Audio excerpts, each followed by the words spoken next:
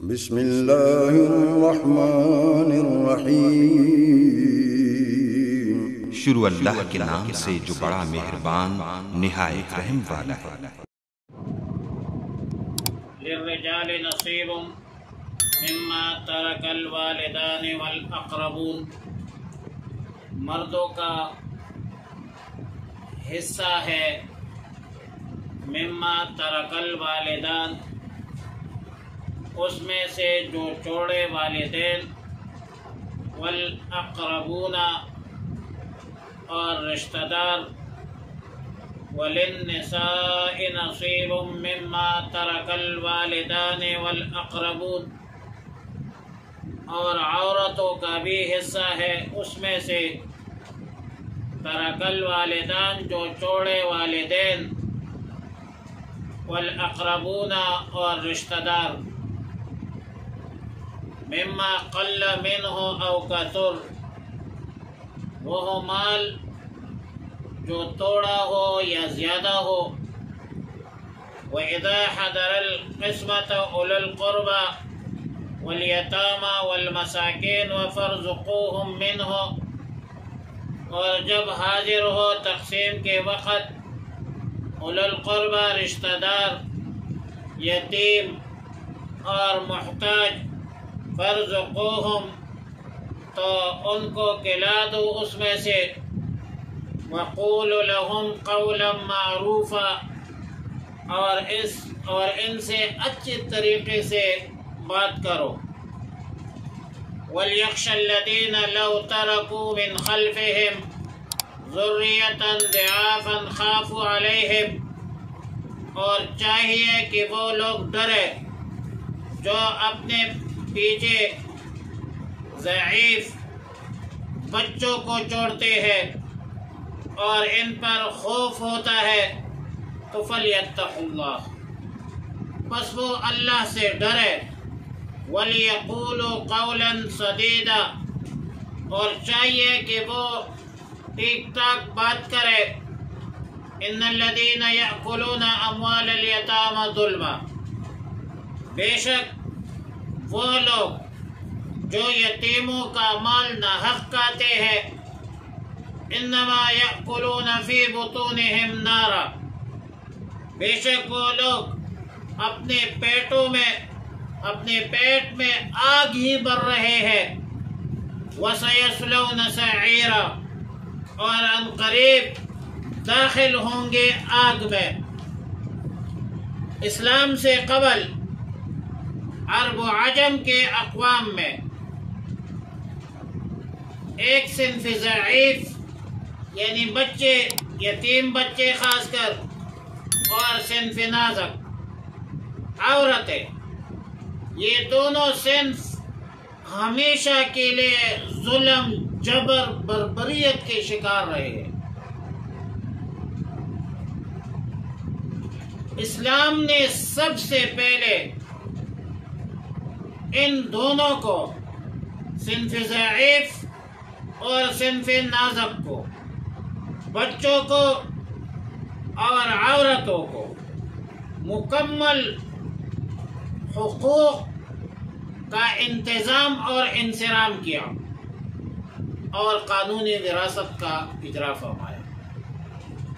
رسول اللہ مبارک صلی اللہ علیہ وسلم کے عہد مبارک میں اوس ابن ثابت رضی اللہ تعالی عنہ کا انتقال ہوا۔ سیدنا حضرت اوس ابن ثابت رضی اللہ تعالی عنہ کے دو بچیاں تھیں، لڑکیاں تھیں، اور ایک نابالغ لڑکا تھا،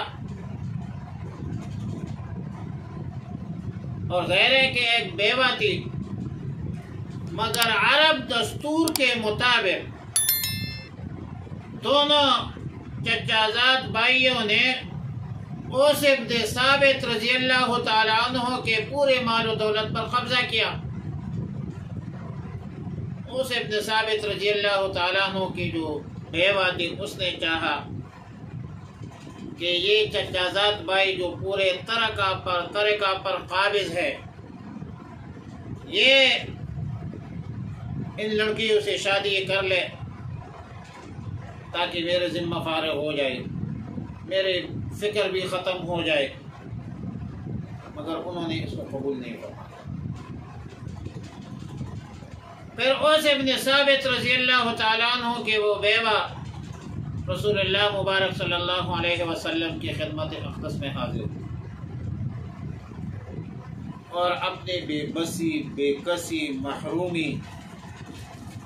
کی شکایت کی، اور چونکہ اس وقت آیت المیراث نازل نہیں ہوئی تھی،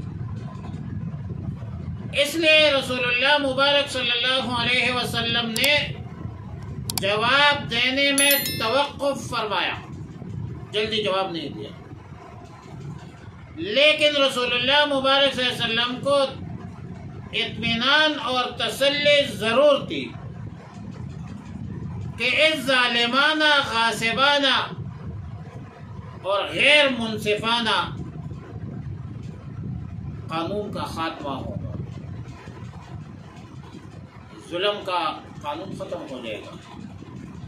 اور چنانچہ اس وقت آیات کریمہ نازل کہ للرجال نصیب مما ترک الوالدان والاقربون، اور وراثت کے بنیادی اصول بتلا دی کہ وراثت کے دار و مدار دو چیزیں پر ہے، ایک ولادت پر اور ایک قرابت پر۔ ولادت جس سے آپ پیدا ہے، جو آپ سے پیدا ہے، توالد تناسل کا سلسلہ ہے، نسبت ہے، تعلق ہے، اور قرابت جو رشتہ داریوں کا تعلق ہے، لیکن ہر رشتہ دار میراث خور نہیں ہوگا۔ تقسیم میراث الاقرب فالاقرب کی بنیاد پر ہوتی ہے، اور یہ ضابطہ ہے کہ القربہ تحجب البعدہ، لہذا ہر رشتہ دار کو میراث نہیں ملے گا، اس کو ملے گا جو اقرب ہو، جو سب سے زیادہ قریب تر ہو، میراث ان کو ملے گا، ہر رشتہ دار کو میراث نہیں ملے گا۔ اور اقربونہ میں دوسرا نقطہ یہ فرمایا کہ میراث جس طرح مردوں کا استحقاق ہے، اسی طرح یہ عورتوں کا بھی استحقاق ہے، کیونکہ اگر مرد رشتہ دار ہو سکتا ہے تو عورت بھی رشتہ دار ہو سکتی ہے۔ اور جس طرح والدین توالد تناسل، جس طرح لڑکوں کے والدین ہیں تو کیا لڑکیوں کے والدین نہیں ہے؟ والدین تو لڑکیوں کی بھی ہوتے ہیں اور لڑکوں کی بھی ہوتے ہیں، بلکہ لڑکیاں باپ کو زیادہ پسند ہوتی ہے، لڑکیاں بچیاں تو ایک باپ کی شہزادیاں ہوتی ہے، لہذا یہ حق ولادت کا اور قرابت کا یہ عورتوں کو بھی حاصل ہے۔ اور قرآن نے صراحتاً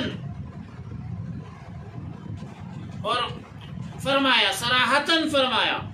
کہ للرجال نصیب مما ترک الوالدان وللنساء نصیب مما ترک الوالدان، ایک طرح کے الفاظ لائے، اور پھر فرمایا کہ مما قل منہ او کثر، میراث کم ہو یا زیادہ ہو وہ بھی تقسیم ہو۔ اور مما قل او کثر سے ایک جاہلانہ، ظالمانہ، غیر منصفانہ رسم کی اصلاح مقصود ہے۔ ہوتا کیا ہے، بعض لوگ آج کل بھی ہے کہ بعض چیزوں کو خاص عرصا کے ساتھ مخصوص کیا جاتا ہے، مثلا گھوڑا ہے، تلوار ہے، گاڑی ہے، کہتے ہیں جوانوں کو دے، کیوں بھائی؟ اور آج کل کے دور میں کتابیں ہیں تو کہتے ہیں کہ نہیں، یہ جو دیندار مذہبی طبقہ ہے، علماء طلباء، یہ ان کو دیجیے، دوسرے ورثاء محروم ہو جاتے ہیں، دوسرے ورثاء محروم متصور کی جاتے ہیں۔ میرے بھائی بات ایسی نہیں ہے۔ مما قل منہ او کثر، میت کی ملکیت میں جو بھی چیز ہو، کم ہو یا زیادہ ہو، تھوڑی چیز ہو یا زیادہ چیز ہو، ہر چیز بحسب ضابطۂ میراث تقسیم ہوگی اور اس میں ہر وارث کا حق، کسی بھی وارث کا کوئی بھی چیز بغیر تقسیم کے خود لینا یا بغیر تقسیم کے دینا یہ درست نہیں ہے، غلط فیصلہ۔ تو اللہ کی طرف سے نصیبم مفروضہ ہے، مقرر حصے ہے اللہ کی طرف سے، اور مفروضہ کا مطلب یہ ہے کہ یہ جو وراثت ہے یہ ایک اللہ کی طرف سے جبری ملکیت ہے جو اس کو مفوضہ اور حوالہ کیا جاتا ہے، نہ اس میں وارث کا قبول کرنا شرط ہے اور نہ اس میں وارث کا راضی ہونا ضروری ہے، وارث راضی ہو یا نہ ہو، بلکہ اگر وارث اپنے زبان سے صراحت کے ساتھ یوں کہہ دے کہ میں اپنا حصہ نہیں لیتا، تب بھی وہ شرعاً اپنے حصے کا مالک بن چکا ہے، اور مالک بن کر شرعی قواعد کے مطابق کسی کو ہبہ کرتے ہیں، بیچتے ہیں، تقسیم کرتے ہیں، پھر اس کی اپنی مرضی ہے، لیکن ایک دفعہ وہ مالک بن چکا ہے۔ وَإِذَا حَضَرَ الْقِسْمَةَ أُولِي الْقُرْبَى وَالْيَتَامَى وَالْمَسَاكِينِ فَارْزُقُوهُمْ، میت کے رشتہ داروں میں کچھ ایسے اشخاص، ایسے افراد بھی ہوتے ہیں جن کو ضابطۂ میراث کے تحت میراث نہیں ملتا، لیکن خواہشمند ضرور ہوتے ہیں اور لا علمی کی بنیاد پر تقسیم کے وقت حاضر بھی ہو جاتے ہیں۔ اب ظاہر ہے کہ میراث نہ ملنے کی صورت میں غمگین ہوں گے، رنجیدہ ہوں گے، تو قرآن کی تعلیمات یہ ہے، اللہ کا حکم یہ ہے کہ میراث پانے والوں کا اخلاقی فرض بنتا ہے کہ بطور شکرانہ رشتہ داروں کو، یتیموں کو، مسکینوں کو کچھ عطا کر دے، کچھ چیزیں دے دے، اور اس موقع پر خرچ کرنے کو غنیمت سمجھے، تاکہ ان رشتہ داروں کے دل شکنی نہ ہو اور حسرت کا ازالہ بھی ہو۔ اور ظاہر بات ہے کہ میراث تو الاقرب فالاقرب کی بنیاد پر تقسیم کیا جاتا ہے، اس میں میت کا جو پوتا ہے وہ بھی شامل ہے، لہذا چچا اور پھوپھو وغیرہ کو، چچا اور پھوپھو کو بھی حکم ہے کہ وہ بھی اپنے بھتیجے کا خیال رکھے اور بخوشی ان کو کچھ چیزیں دے دے، چونکہ شرع قانون اور ضابطۂ میراث کا مسئلہ ہے، لہذا کوئی ایسی گفتگو بھی نہ کرے۔ وَقُولُ لَهُمْ قَوْلًا مَعْرُوفًا، تقسیمی میراث کے وقت کوئی ایسی گفتگو نہ کرے جس سے ان محرومین کی دل شکنی ہو، معقول طریقے سے بات کیا جائے، اچھے انداز سے گفتگو کیا جائے، مثلاً یہ بات بتا دے کہ آپ کے آمد کا بہت شکریہ، آپ نے وقت نکال کر تشریف لایا، لیکن تقسیمی میراث کا مسئلہ اللہ اور رسول کا حکم ہے، شریعت کا مسئلہ ہے، ہمیں اس میں کسی قسم کی تبدیلی کا کوئی اختیار نہیں ہے۔ البتہ ہم اپنی طرف سے، اپنے حصہ سے آپ لوگوں کو تبرعاً کچھ دے دیتے ہیں، اور جو حاضر ہو صرف ان کو دیا جائے، جو غیر حاضر ہو، غائب ہو، ان کو دینا درست نہیں ہے۔ وَلْيَخْشَ الَّذِينَ لَوْ تَرَكُوا مِنْ خَلْفِهِمْ، اس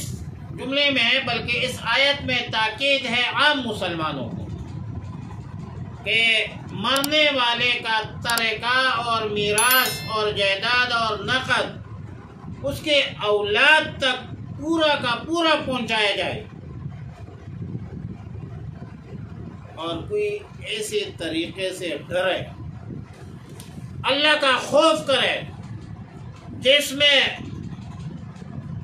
اولاد کے حصہ پر کوئی ناگوار اثر پڑ جائے۔ یہ حق تلفی مت کرے۔ نبی علیہ الصلوۃ والسلام نے حضرت سعد بن ابی وقاص رضی اللہ تعالیٰ عنہ کو اپنا پورا مال یا آدھا مال صدقہ کرنے سے منع کیا تھا، روک دیا تھا، اور صرف 1/3 مال کو صدقہ کرنے کی اجازت دی، کیونکہ پورا مال یا آدھا مال صدقہ کر دینا، صدقہ کر دینے سے، پورا مال یا آدھا مال صدقہ کر دینے سے وارثوں کا حصہ جو ہے، اولاد کا حصہ بالکل ختم ہو جاتا۔ ان الذين ياكلون اموال اليتامى ظلما، اس آیت میں ناجائز تصرف کرنے والوں پر شدید وعید کا ذکر ہے۔ ناجائز طریقے سے یتیموں کا مال کھانا، اور یہ اپنے پیٹ میں جہنم کا آگ بھر رہا ہے۔ یتیم کا مال کھانا کوئی آسان کام نہیں ہے۔ قیامت کے دن ناحق مال کھانے والے کے پیٹ کے اندر سے آگ نکلے گی، بلکہ آگ کے لپیٹ میں ہوگی، اور اس کے منہ سے، اس کے ناک سے، ان کے کانوں سے، ان کے آنکھوں سے آگ نکل رہی ہوگی۔ نبی علیہ الصلوۃ والسلام نے فرمایا تحرج مال الضعیفین المرأة والیتیم، فرمایا میں خاص طور پر 2 ضعیفوں کے مال سے بچنے کی تنبیہ کرتا ہوں، ایک عورت اور ایک یتیم، ایک صنف ضعیف اور ایک صنف نازل، ان کے مال سے ڈرو خدا کا واسطہ۔ بہرحال ناحق مال اور حرام مال ہر حال میں گناہ ہے۔ حرام مال ہو، حرام جائیداد ہو، حرام زمین ہو، جو بھی ہو، کسی غیر کی چیز پر، پیسوں پر، جائیداد پر قبضہ کرنا یہ گناہ کبیرہ ہے۔ ناجائز طریقے سے مال بنانا یہ بہت بڑا گناہ ہے، لیکن یہ جو عورت اور بچوں کی مال ہے، ان کا کھانا تو ایک بے مروتی، ایک بزدلی، بے غیرتی کی انتہا ہے۔ اور آج کل تو اللہ معاف فرما دے، آج کل ہر شخص ایک شخص کے وفات پر ان کے مال، ان کے جائیداد، ان کی دکانوں پر، ان کی زمینوں پر قبضہ کرنے کی کوشش کرتے ہیں۔ اگر چاچو ہے یا ماموں ہے، کوئی بھی ہے، پہلے تو ان کی منت سماجت کی جاتی ہے کہ بھائی تقسیم کرو، تقسیم کرنے نہیں دیتے، جرگے کیے جاتے ہیں، عدالتوں کے دروازے کٹکھٹائے جاتے ہیں، کیسز چلتے ہیں، اور دیوانی کیسز تو پھر بہت ٹائم لیتا ہے۔ اور بعض ظالم تو ایسے ہوتے ہیں کہ سرکاری کاغذات میں جائیداد اپنے نام کر لیتے ہیں۔ یہ بہت بڑا ظلم ہے، کسی بھی شخص کا ناحق مال کھانا، پھر عورتوں کا، پھر چھوٹے یتیم بچوں کا، یہ بہت بڑی بزدلی ہے۔